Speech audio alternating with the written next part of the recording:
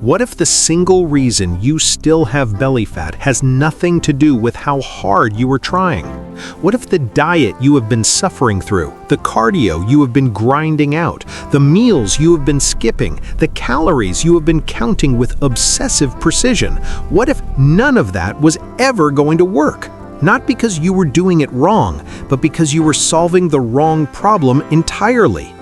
I need you to stop whatever you are doing right now and give me your full attention, because what I'm about to tell you is going to completely reframe everything you thought you understood about your own body. And once you hear it, you cannot unhear it. It will change the way you eat, the way you think about hunger, and the way you understand the belly that has refused to move no matter what you have thrown at it. That belly is not what you think it is. Most people look at belly fat and see a storage problem.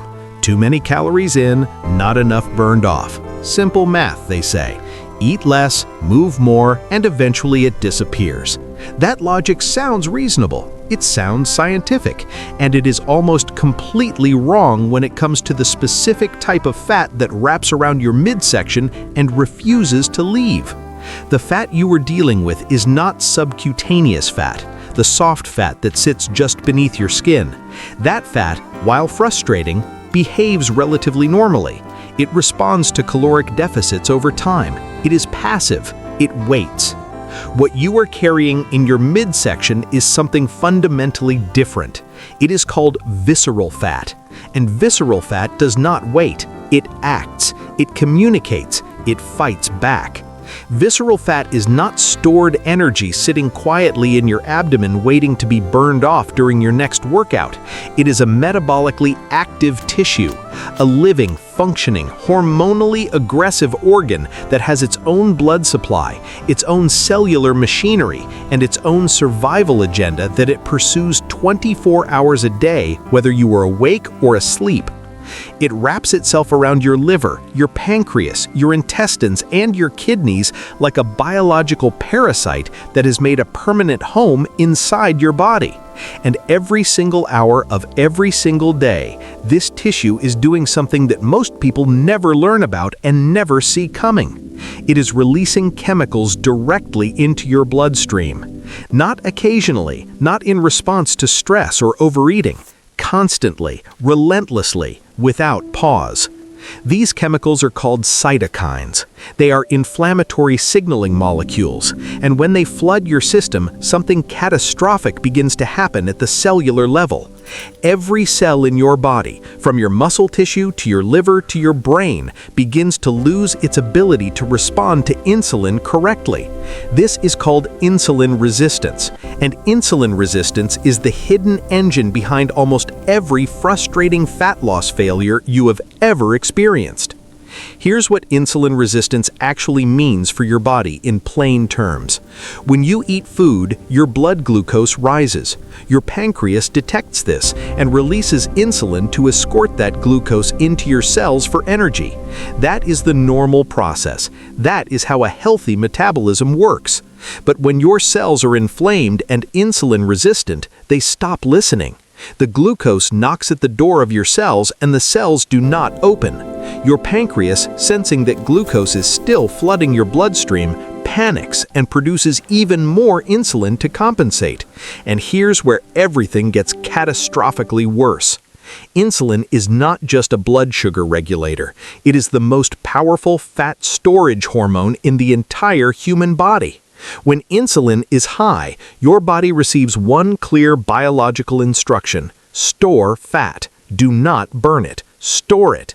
And the place it stores it most aggressively is exactly where you least want it: deep in your abdomen, around your organs, right back where it came from. This is the cycle that has been quietly defeating every diet you have ever tried. Visceral fat creates inflammation. Inflammation creates insulin resistance. Insulin resistance drives more insulin production. More insulin drives more visceral fat storage. And around it goes, completely invisible to everyone counting their macros and wondering why nothing is working. When you try to starve yourself out of this cycle, it gets worse, not better, worse. When you cut your calories dramatically, your body interprets that as a life-threatening famine emergency, and the first thing it protects with absolute biological ferocity is your visceral fat stores. Because in the evolutionary history of your body, that deep abdominal fat was the last resort energy reserve that kept your ancestors alive through genuine periods of starvation. Your body does not know you are trying to fit into different clothes. It knows starvation looks exactly like what you are doing to it. So it holds on. It slows your metabolism. It breaks down your muscle tissue for fuel instead. It elevates your cortisol to keep you in survival mode. And the belly stays exactly where it is, while you suffer through a deficit that is making everything else worse. This is not a character flaw. This is not laziness dressed up in biology. This is your ancient, intelligent, magnificently designed survival system doing precisely what 4 million years of evolution built it to do. And you cannot beat it with willpower. You cannot...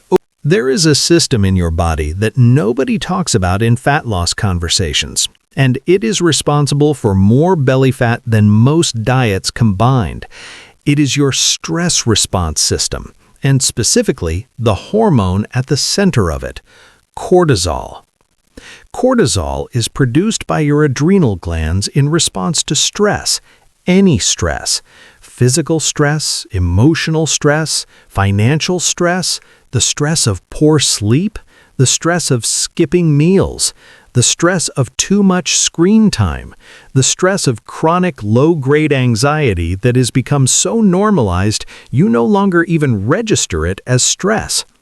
When cortisol rises, it pulls glucose from your tissues and dumps it into your bloodstream in preparation for a fight-or-flight emergency your body believes is imminent. That glucose spike triggers an insulin spike, and that insulin spike deposits fat with remarkable biological precision directly into your visceral fat stores. This is the physiological reason why chronically stressed people, chronically sleep-deprived people, and chronically anxious people often carry the hardest, most immovable belly fat regardless of what they eat. It is not about the food. It is about the cortisol that is overriding every positive dietary choice they make. And the most dangerous version of this is not acute stress. It is the chronic, low-level cortisol elevation that most people with visceral fat are living with 24 hours a day. Not from one dramatic stressor, but from a constant background frequency of modern life pressures, relentless digital stimulation, disrupted sleep architecture, and one specific nutritional deficiency that is amplifying all of it. That deficiency is magnesium. Magnesium is involved in over 300 enzymatic reactions in the human body, but its most critical role in this conversation is what it does in your nervous system.